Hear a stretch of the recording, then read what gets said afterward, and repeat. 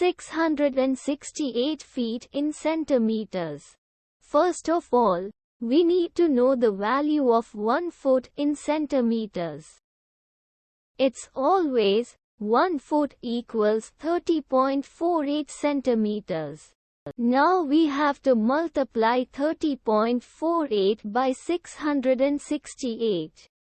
Therefore, 668 feet times 30.48 centimeters equals 20,360.64 centimeters.